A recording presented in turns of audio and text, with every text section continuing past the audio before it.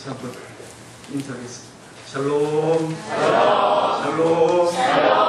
반갑습니다. 우리 교단에서 여러분의 교회가 좋은 교회로 이렇게 또 소문이 나고, 또 여러분의 목사님이 아주 좋은 목사님으로 이렇게 소문이 나서 선배된 입장에서 아주 감사하고 또 즐겁습니다. 제가 그 교단 그 선교 부장을 맡고 있을 때 우리 목사님 서기를 맡아서 한 4년 이렇게 같이 했는데, 여러분 한번 헌신 예배에 오시라고 부탁을 제가 받았는데 계속 사양을 했습니다. 왜냐하면 제가 다른 교회에 나가서 말씀을 전할 그런 위인이 되지를 못해가지고, 여러 교회에서 좀 얘기를 해도 1절 제가 우리 교회 외에는 안 나갑니다. 근데 여러분 부탁을 하길래 자꾸 사역을 하는 것도 또 좀 미안한 생각이 들고, 그래서 이렇게 왔습니다. 말씀을 함께 나누면서 여러분 모두가 큰 은혜를 받기를 바랍니다. 네. 우리 성도에게 제일 큰 소원이 있다고 하면, 그래서 여러분이 섬기는 교회가 크게 부흥이 되는 일일 것입니다. 네. 그 교회가 부흥되는 것보다도 우리 성도에게는 더 큰 기쁨이 없습니다. 그럼 여러분이 이 교회를 섬기는데 어떻게 하면 이 교회가 크게 부흥이 될 수 있을까? 그 부흥의 원리를 오늘 본문이 말씀을 하고 있습니다. 아주 간단한 원리. 어떻게 해야 부흥이 되는가? 여러분이 섬기는 이 교회를 하나님이 보실 때, 하나님이 기뻐하시는 교회가 되면 그 교회는 부흥이 됩니다. 여러분들이 교회를 섬길 때 어떻게 하면 하나님을 기쁘시게 해드릴까? 이런 마음을 가지고 하나님을 섬기면 교회가 크게 부흥이 되는 겁니다. 그러면 여러분이 어떻게 하면 이 교회를 하나님이 보실 때 기뻐하실까? 오늘 본문이 3가지로 말씀을 하고 있습니다. 그 첫째가 1절 말씀인데, 1절 말씀은 성도와 목사님과의 관계. 우리가 함께 신앙생활을 하고 있잖아요. 목사님을 모시고. 근데 여러분들이 목사님을 관계할 때 어떻게 관계를 해야 되느냐? 목사님을 진심으로 사랑을 해야 된다. 진심으로 사랑. 그러니까 성도들이 그 담임 목사님을 진심으로 사랑을 할 때 그걸 보고 하나님이 그렇게 기뻐하신다는 거예요. 기뻐하신다. 그럼 여러분이 생각할 때, 목사님 그럼 무조건 사랑을 해야 됩니까? 그건 아니에요. 그건 아니에요. 그래서 여러분이 본문 1절을 보면 무슨 이런 말이 3번이나 나옵니다. 이 말을 우리가 원어에서 보면 A, 만일 이런 뜻입니다. 이게 목사님을 무조건 사랑하라는 뜻이 아니고, 이 만일이라는 단어가 어떤 의미에서 쓰여졌냐고 하면, 만일 하나님, 목사님, 하나님을 진심으로 사랑하고, 여러분의 목사님이 진심으로 하나님의 뜻대로 살려고 애를 써, 어떻게 하든지 하나님을 기쁘시게 해드리려고 애를 쓸 때, 그때 목사님을 진심으로 사랑을 하라는 거예요. 사랑을 하라는 거예요. 그러면 우리가 어떻게 하는 것이 목사님을 사랑을 하는 것인가? 여기 구체적인 사랑의 방법을 4가지로 말씀을 하고 있는데, 여기 보면 그리스도 안에서 무슨 권면이나, 이제 이 말을 오해를 하면 안 돼요. 그러니 우리 연세 드신 분은 이 성경을 가지고 목사님을 권면을 하라 이랬다 이래가지고 목사님을 야단도 치고 전혀 몰랐어요. 그래서 우리 친구 목사님 한 분 계신데, 그 교회는 그 장로님들이 목사님을 당회를 할 때 저기 내리 앉으래요. 내리 앉으래요. 무릎을 꿇고 앉으래요. 이런 교회가 여러분 없잖아. 참 있습니다. 이 땅 위에. 여기 권면이란 말은 무슨 뜻이냐 할 때, 파라클레오 이래가지고 간구한다, 기도한다. 이게 목사님을 구체적으로 사랑하는 방법이 목사님을 위하여 기도해주는 거예요. 그보다 더 목사님을 사랑하는 다른 길은 없어요. 우리 사람에게는 영감이 있거든요. 그러니까 여러분 성도들이 100명, 200명, 300명, 1000명이 돼도 목사님은 성도들 가운데 누가 나를 위하여 기도하고 있다. 느껴집니다. 느껴져요. 그럴 때 저 집사님이 나를 위해서 진심으로 기도한다. 이렇게 느껴질 때 그 목사님 마음에 얼마나 큰 격려가 되는지 모릅니다. 큰 격려가 됩니다. 그리고 또 여러분들이 목사님을 위해서 기도해 주는 것이 여러분에게도 중대한 겁니다. 왜냐하면 여러분들이 하나님 앞에 목사님을 위해 기도하면 하나님이 그 기도를 들으시고 목사님에게 은혜를 주십니다.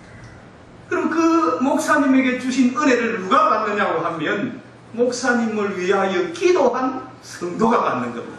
네. 그리고 제 아무리 훌륭한 교회, 제 아무리 훌륭한 설교를 잘하는 목사님이 있어도 그 교회 성도들이 다 은혜를 받는 게 아니에요. 누가 은혜를 받느냐? 목사님을 위해서 기도하는 그 성도만 은혜를 받게 되어 있습니다. 그래서 여러분들이 신앙생활을 하면서 마음을 좀 모아서 내가 진심으로 목사님을 위하여 한번 기도를 해야 되겠다. 여러분이 한 주간 동안 한번 기도를 해보세요. 그럼 반드시 그 다음 주일날 은혜를 받게 되어 있습니다. 그래서 목사님을 위하여 기도하는 그것을 보고 하나님이 그렇게 기뻐하십니다. 두 번째 사랑의 방법이 여기 본문을 보면 사랑의 무슨 위로나 이랬습니다. 여기 위로라는 말은 말로 인정을 한다는, 말로 격려를 한다는. 여러분이 사람에게 말이라는 것이 아주 중대한 겁니다. 여러분들이 야고보서 3장을 읽어보면 우리 입의 말이 얼마나 중대한지, 얼마나 중대한지. 그래서 여러분이 가정에서도 부부 사이에 아주 이 말이 중대한 사랑의 격려, 인정. 여보, 오늘 수고했지. 고생만 했어. 들어와서, 그렇죠? 그 말 한마디가 얼마나 아내에게 큰 격려가 되는지 모릅니다. 위로가 되고, 용기가 나고, 그렇죠? 교회도 마찬가지입니다. 여러분들이 목사님이 주를 위해서 힘을 쓸 때, 목사님 참 수고 많으십니다. 목사님 힘내십시오. 또 오전 주일 예배를 마치고 인사를 할 때도 목사님 오늘 설교에 참 은혜 받았습니다. 목사님 사랑합니다. 믿습니까? 이렇게 말로 인정을 하고 격려를 하면 목사님이 힘이 절로 나요. 힘이 절로 나요. 그리고 큰 확신이 오는 거예요.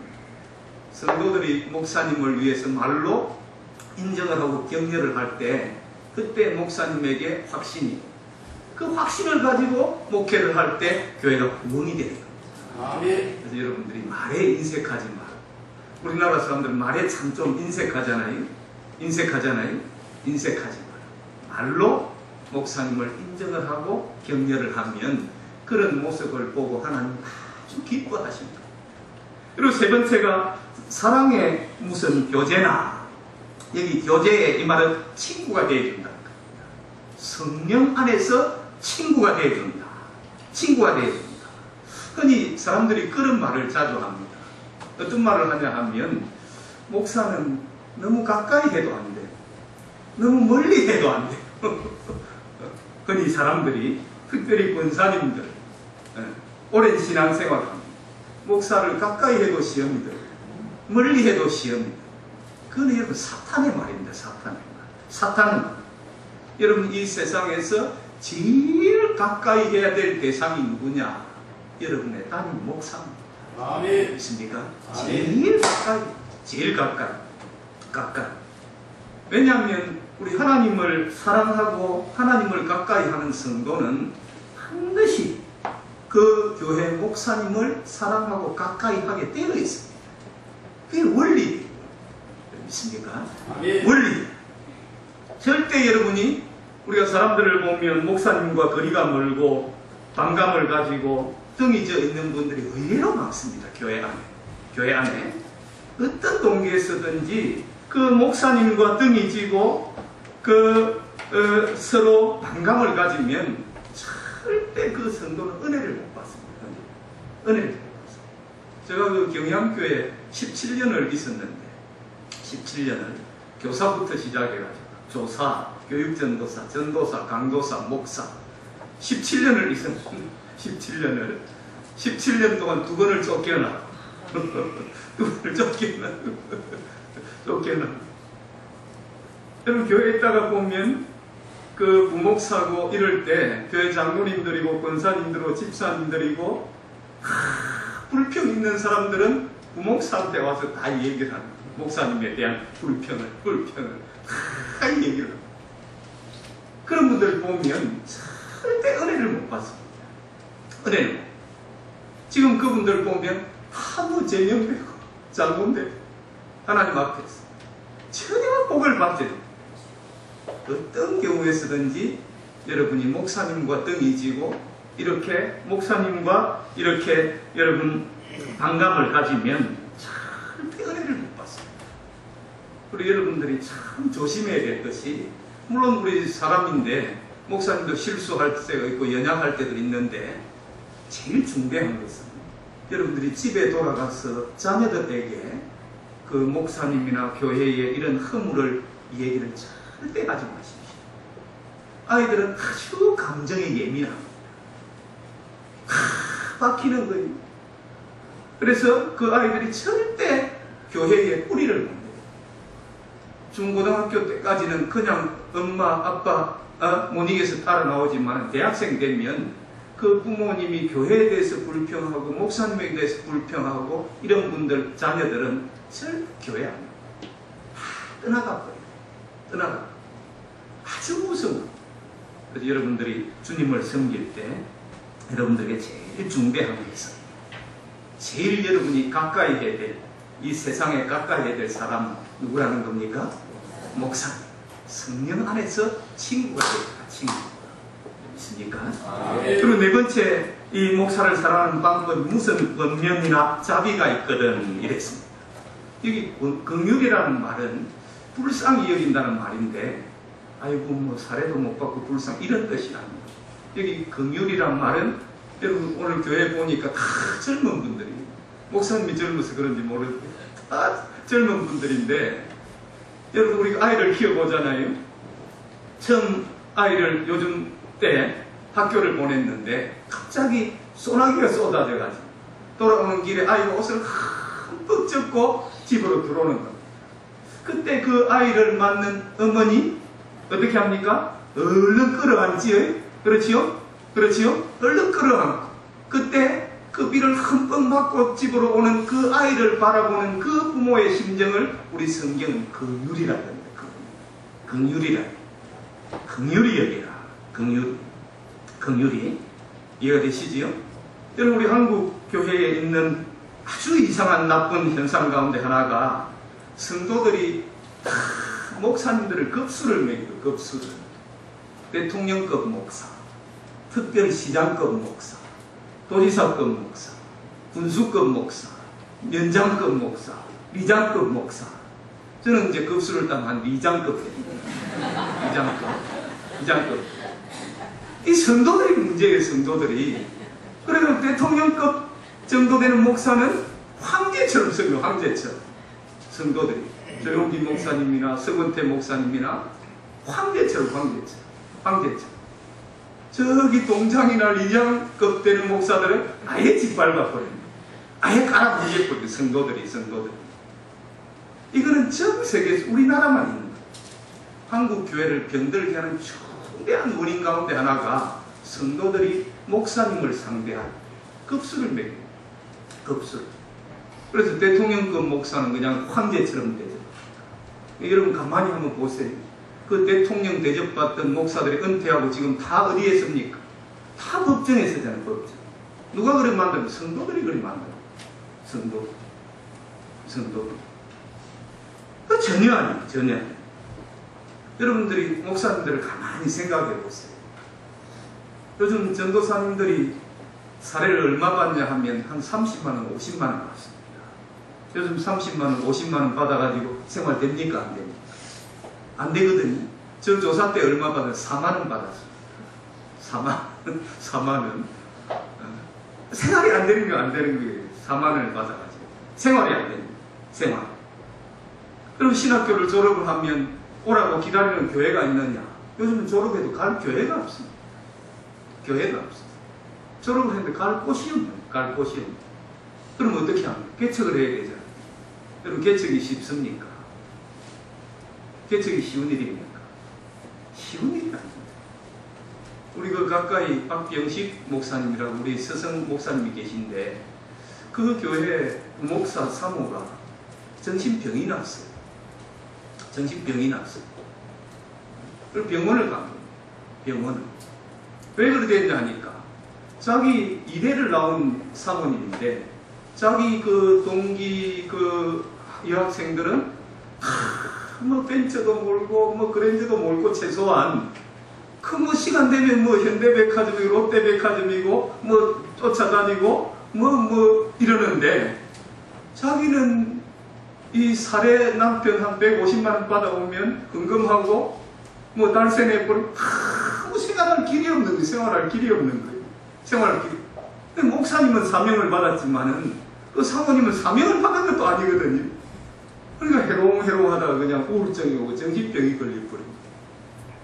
그래서 의사가 이 병은 한 500만 원 대출을 받아가지고 들여다 좀 마음껏 좀 쓰고 돌아다니게 해라. 그럼 나을 병이다.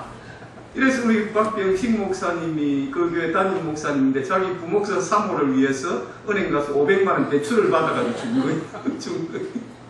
그거 쓰면서 병이 나와버려요. 그거 쓰면서.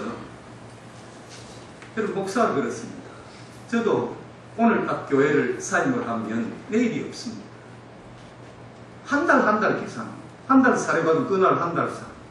뭐 장례를 위해서 뭐 저축을 하는 게 있습니까? 뭐 아무것도 없어요. 아무것도 없어요. 내일에 보장이 없어요. 그래도 그 길을 왜 가느냐? 하나님이 불렀어요. 믿습니까? 하나님이 불렀어요. 그 길을 가는 거.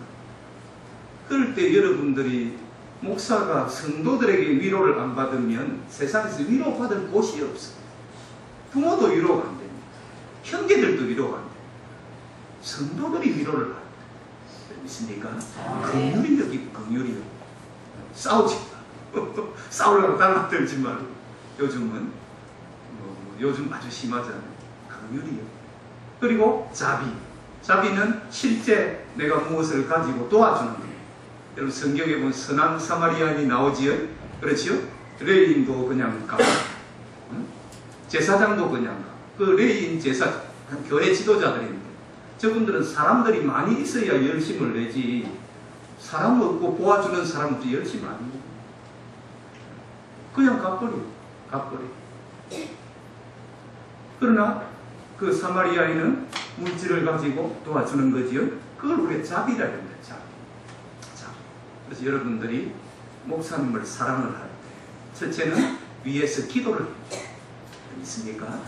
말로 격려를 하고, 또 성령 안에서 친구가 되었죠.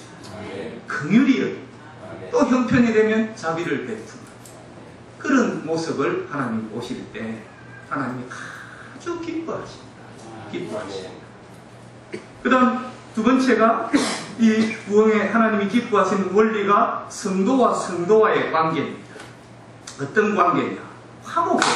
화목. 화목해요. 화목. 이 부흥이 되려고 하면 일단 화목을 해야 돼요. 이 부흥의 밑거름이 화목이. 절대 교회는 싸우면 안 돼요. 목사가 제일 긴장될 때가 언제냐면 성도끼리 싸울 때. 싸우면 반드시 한 사람은 교회 떠나게 돼 있거든요. 떠나게 돼 있거든요. 절대 성도와 성도 간에 화목을 해야 하나님이 기뻐하시는 거예요. 그리고 그 화목을 이루는 방법이 뭐냐? 2절을 우리 같이 한번 읽어봅시다. 2절을 시작.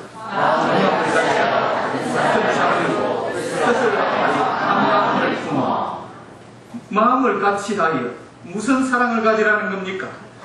같은 사랑을 가지라는 거죠. 같은 사랑을. 그렇지요? 이 같은 사랑이란 말이 무슨 말입니까? 같은 사랑을 가지라는 말이 무슨 말이에요? 쉽게 얘기하면 예수님과 같은 사랑을 가지라. 화목을 하려고 합니다. 여러분들이 성경에서 예수님의 사랑을 보면 첫째는 사람을 이해하는 사람입니다. 사람이라는 것을 예수님은 이해를 하는 거예요. 베드로가 부인하고 저주할 것 주님이 몰랐습니까? 알았습니까? 아셨거든요. 가로주다가 팔 것 몰랐습니까? 알았습니다. 그 제자들이 다 도망갈 것 알았습니까? 몰랐습니까? 아셨습니다. 아시지만은 사람이기 때문에 연약해서 도망갈 때도 있고 저주할 때도 있고 믿습니까? 그 예수님의 사랑은 사람이라는 것을 이해하는 데서 출발합니다. 그리고 그 예수님의 사랑은 용서하는 사랑. 뺨을 맞잖아요. 얼굴에 침뱉음을 당하잖아요. 그렇지요? 그렇지요? 채찍에 맞지요? 또 십자가에 달 때 어떻게 달았습니까? 팔가 벗겨서 달았잖아요. 그리고 얼마나 여러분 가시채로 머리관을 또 손목에 못을 박는데, 그래도 주님은 뭐라 이럽니까? 저들이 하는 일을 안다는 겁니까? 모른다는 겁니까? 모릅니다. 그래서 저들을 어떻게 해달라는 겁니까? 용서해라. 그게 예수님의 사랑. 사람이기 때문에 실수하고 할 수 있고, 믿습니까? 아멘. 그럴 때 우리가 예수님처럼 용서를. 그럼 우리 예수님의 사랑은 요한복음 13장 1절을 보면 세상에 있는 자기 사람을 사랑하시되 끝까지 사랑, 끝까지. 믿습니까? 아멘. 그 예수님의 사랑은 끝까지 사랑을 하고, 요즘은 서로 이기심이 상충이 되면, 손해가 되면 다 돌아서 버립니다. 다 돌아서. 나에게 유익이 될 때만 촐랑촐랑하지, 사람과의 관계에 딱 손해가 되면 냉정하게 돌아서. 냉정하게. 그러나 우리 주님의 사랑은 세상에 있는 자기 사람을 사랑하시되 끝까지 사랑합니다. 이것이 우리 교회 성도가 가져야 될 기본 사랑입니다. 사람이라는 것을 이해를, 용서를, 끝까지 사랑하는 이런 사랑을 가지면 화목이 이루어질 수 있다. 화목이. 있습니까? 네. 그리고 일관계에서는 우리가 어떻게 해야 된다는 겁니까? 뜻을 합해야 된다는 거지요. 그렇지요? 뜻을 합하여 한 마음을 품어. 여기 우리가 교회를 섬길 때 이 뜻이라는 말은 내가 무엇을 하고자 하는 목적과 의도를 우리가 뜻이라 이러잖아요. 여러분이 지금 교회를 섬기는데, 여러분이 교회를 섬길 때 여러분의 목적이 뭐냐? 딱 두 가지입니다. 하나는 하나님 영광을 위해서, 두 번째는 교회 유익을 위해서. 믿습니까? 네. 여러분이 일을 할 때 딱 이 두 가지를 앞세워야 돼요. 하나님 영광, 교회 유익. 이걸 뒤집으면 누구 되는 겁니까? 내 영광, 내 유익이지요. 근데 이제 많은 성도들 가운데 하나님 영광, 교회 유익보다는 내 영광, 내 유익을 위해서 일하는 사람들이 많습니다. 이제 그런 분들은 서로 자기 영광, 자기 이익이 상충이 될 때는 분쟁이 일어나고 싸움이 일어나고 떠나버려. 우리 사람이 다 생각이 다르고 의견이 다르고 뜻이 달라도 우리가 하나님 영광, 교회 유익이라고 하는 이 목적이 같을 때는 언제든지 하나가 되는 거예요. 화목이 됩니다. 그래서 여러분이 교회를 섬길 때, 교회에서 일을 할 때 여러분의 목적을 하나님 영광, 교회 유익, 내 영광, 내 유익을 십자가에 놓고, 그런 교회를 우리 주님이 보실 때 아주 기뻐. 그런 교회는 부흥이 되는 겁니다. 있기를 바랍니다. 그리고 마지막으로 우리 그 3절, 4절인데, 언제 하나님이 기뻐하시는가? 이 하나님과 자신과의 관계. 여러분, 우리가 교회 신앙생활을 하면 목사님을 모시고 신앙생활을 하잖아요. 또 성도끼리 같이 함께 모여서 신앙생활을 하잖아요. 그리고 또 우리가 누구를 모시고 신앙생활을 합니까? 하나님을 모시고 신앙생활을 하잖아요. 그러니까 하나님과 자신과의 관계에서는 어떻게 해야 되는? 변화를 받아야 돼요. 변화. 있습니까? 변화를 받아요. 저 어제 잠시 이런 기사를 봤는데, 부산 고신 교수님이 성화 문제를 얘기하면서 통계를 발표하는데, 지금 우리나라의 교도소에 갇혀있는 80%는 기독교 교인이라. 놀라운 얘기입니다. 놀라운 얘기. 전 교도소 죄수들 가운데 80%가 기독교인이라. 기독교인. 예수는 믿어 전혀 변화가 안 됩니다. 변화. 우리 정권 바뀔 때마다 여러분들이 보시면 그 장로님들 다 정권 끝나면 어디 가는 겁니까? 감옥 가잖아요. 우리 얼마나 많이 봅니다. 변화가 돼요. 변화. 이 변화라는 게 그렇게 어렵습니다. 하나님이 언제 기뻐하시느냐? 여러분이 변화가 돼요. 믿습니까? 변화가 돼요. 그러면 어떻게 하는 것이 변화가 되는 거냐? 다툼과 허영을 버리는 거예요. 변화가 뭐냐? 다툼을 버려. 다툼. 다툼이란 말은 시기한다는 말. 시기한다는 말은 잰다는 말. 그 헬라어에 보면 시기, 다툼, 이것은 잰다는 말. 잰다. 뭘 재는 겁니까? 지식을 가지고 재는 거예요. 니 어느 대학 나왔는데? 나 서울대 나왔어. 니는 어디냐? 그 뭐죠? 차 이렇게 길을 따라가는 그걸 뭐라 그러죠? 기계를? 내비게이션. 저 차는 내비게이션이 없어가지고. 그 내비게이션에도 안 나오는 대학들이 많이 있다 이래요. 우리나라에. 그러니까 나는 서울대 나오고 너는 대학도 안 나오고. 대학도 안 나온 주제에 지가 장로라. 뭘 가재는 거? 지식을 가재는 거거든요. 지식을. 또 뭘 가재는 겁니까? 돈을 가지고 재거든요. 니 몇 평짜리 아파트 사나? 나 60평 사. 너는 어디 사? 난 반지하 사. 아이 6평, 10평. 어떻게 살았길래 반지하까지 자꾸 언제 뭘 가재는 겁니까? 돈을 가지고 서로 재는 거예요. 또 뭘 가재는 겁니까? 뭘 가재는 거예요? 지위를 가지고 또 재지요? 아이들도 그런데 옛날에 여의도 있을 때 주일학교 아이들끼리 싸우는 걸 보면 야 너네 아빠는 뭐야? 부장? 우리 아빠 사장이야. 아이들끼리 세상에 지위를 가지고 서로 재는 거거든. 그래가지고 제가 우리 그 원로 목사님 모시고 많이 듣는 이유 가운데 하나가 늘 함량미달의 목사. 그저 함량미달의 목사들 열매를 가지고 말을 해요. 개척을 한 지 몇 년이 됐는데 아직도 이러거든요. 자꾸 재는 거예요. 그래가지고 남을 무시하고 자랑하고 또 재지 말라는 거예요. 있습니까? 네. 여러분 하나님 앞에서 자랑은 타락입니다. 누구 자랑이에요? 예수님 자랑. 있습니까? 예수님 자랑. 우리 세상은 큰 높이 되기 위해서 피 터지게 싸우는 것이. 우리 교회는 낮아지기 위해서. 있습니까? 낮아지기 위해서 싸움. 그래서 우리 재는 것을 버리는. 그게 재니까 자꾸 다툼이 생겨요. 있습니까? 그 다음 두 번째가 허영심을 버리라는 허영심. 여기 허영심이라는 말은 자존심을 얘기를 합니다. 자존심. 여러분 우리 옛사람의 제일 무서운 요소 가운데 하나가 자존심과 이기심입니다. 이기심.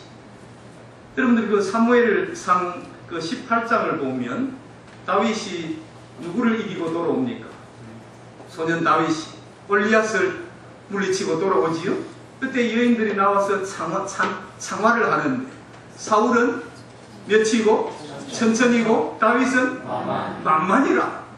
그게 제일 자존심이 상한 사람이 누굽니까? 사울 왕이지요? 저 목동 소년에게는 만만을 돌리고 왕인 나에게는 천천을 돌리다니 이 자존심이 상해서 못 견디는 거예요. 자존심이 상해서. 여러분들이 사무엘 상을 읽어보면 31장을 되어 있는데 그 사무엘 상을 읽으면서 좀 이해가 안 되는 부분 가운데 하나가 무려 15장부터 한 반을 15장을 계속 단순한 사건을 반복해서 기록을 하고 있거든요. 무슨 기사입니까? 사울 왕이 누구 죽이려고? 다윗 죽이려고 쫓아다니는 기사지요? 한번 읽어보세요. 여러분들이 사무엘상을 계속해서 사울 왕이 다윗 죽이려고 쫓아다니는 이 기사를 무려 15장을 할애해서 성경에 기록을 하는 거예요. 왜 그렇게 하는 겁니까? 왜 그렇게 하는 하나님이? 왜 그 단순한 기사를 15장이나 할애해서 기록을 하느냐? 제일 중대한 거예요. 우리 사람의 자존심이라는 것이 그렇게 무서운 거다. 자존심이 그렇게 무서워. 또 이기심. 그렇지요? 가만두면 누가 왕 될 것 같습니까? 아들 요나단이 될 것 같습니까? 다윗이 왕 될 것 같습니까? 다윗이 왕 될 것 같지요? 그러니까 자기를 이어서 자자손손 대대토록 왕이 세습이니까 내려가야 되는데 누구 살려두면, 다윗 살려두면 자기 아들이 왕이 안 될 것 같거든요. 자기 이기심에 반하잖아요. 자존심에 반하잖아요. 그러니까 자기 이기심, 자존심에 반하는 사람은 다 죽여야 되는 거예요. 다 죽여야 되는 거예요. 이게 세상 사람입니다. 세상 사람. 믿습니까? 믿습니까? 이 자존심이 얼마나 무서운지. 여러분, 우리 그 가까이 있는 목사님 가운데 장로를 한 분 세웠습니다. 그 교회에. 근데 그분이 그 대학 교수인데, 그림을 그리는 대학 교수인데, 이분이 이제 또 좀 믿음도 있고 하니까 장로를 세웠어요. 교회에서 장로를. 그 교회 처음 장로를 세웠어요. 근데 놀라운 일. 그 개척 때부터 쭉 같이 해왔던 이 장로된 분이 오기 전에 교회 나왔던 분들 다 떠나고 장로 딱 세웁니다. 무슨 말이지요? 저런 사람이 장로 되는데 나는 왜 장로 안 되나? 그 말 아니, 우리가 그동안 개척하면서 얼마나 수고했는데, 수고한 우리는 장로가 안 돼. 저놈이 장로가 되다니 무엇이 상해서 못 견디는 겁니까? 자존심이 상해 못 견디는 거예요. 그래서 교회들마다 장로 세우면 꼭 시험이 생기는 거예요. 찌랑 내랑 뭐가 차이가 있는데 내가 지보다 뭐 못하냐? 내가 뭐 사회에서 월급이 적나? 내가 교회에서 저보다 헌금을 적게 하냐? 저 사람 장로는 왜 나는 장로 안 돼? 뭐가 상하는 거지요? 자존심의 행포는 아주 무서운 겁니다, 교회 안에. 그래서 그냥 차라리 나가면 좋은데, 안 나가면 그때부터 목사님하고 이제 싸우고, 재직해 하면, 이자, 손들, 이거 어디 있었습니까? 유치한. 이게 다 자존심. 있습니까? 이 허영, 자존심. 이게 죽어야 돼요. 이게 죽어야 돼요. 그런데 사회도 마찬가지입니다. 우리 노무현 대통령이 그 부엉이 바위에서 뛰어내렸는데 얼마나 우리가 안타까워요. 왜 그러냐? 딱 이유는 하나입니다. 자존심 횡포에서 놀아나. 그분이 상고 나왔잖아요. 부인은 고등학교도 제대로 안 나왔어요. 그러니까 상고 나온 사람이 대통령이 돼. 고등학교도 제대로 안 나온 분이 영부인이 돼. 그러니까 소위 기득권층, 서울대, 연대, 고대, 이대 나온 이 사람들이 자존심이 상해 못 보는 거 못 보는 거. 근데 검사들하고 대통령 되자마자 한 맞짱을 뜨냐 뭐냐? 그리 가잖아요. 왜 그 검사들이 내놓으라 하는 사람들인데 그 상고 나온 사람 대통령이 돼 있으니까 대통령이 자존심에 인정이 안 되는 거예요. 인정이 안 돼요. 그리고 그 글쟁이들이 또 뭐라고 쓰는 겁니까? 누구 닮았다는 겁니까? 대통령을. 개구리 닮았는데. 키도 때도 없이 울어댄다. 어디로 튈지 모른다. 얼마나 속상하겠어요. 대통령이. 그러니까 나 이제 못 해먹겠다. 여러분. 그리고 영부인을 인정을 해줍니까? 늘 자기 집 식목으로도 양숙이 이러니까. 왜 그렇습니까? 소위 연대, 고대, 서울대 나온 사람들이 자존심 대통령을 인정을 하라. 그래서 마지막에 이제 검찰의 조사를 받으니까 내가 이런 모양으로 가서 검찰에서 조사를 받느니 차라리 어떻게 하겠다는 겁니다. 그냥 뛰어내버려. 왜? 자존심 때문에. 여러분, 우리 갈라디아서 2장 20절을 보면 내가 그리스도와 함께 십자가에 못 박혔다 이러는 거지요. 그렇지요? 그럴 때 실제적으로 무엇이 못 박혀야 되느냐? 여러분의 자존심과 이기심이 십자가에 못 박혀 죽어야 됩니다. 있습니까? 그게 변화. 그래야 하나님의 다스림을, 통치를, 하나님과 동행을 하고 하나님의 은혜를 받고 하나님의 복을 받지 내 자존심 살아가지고 절대 은혜 못 받습니다.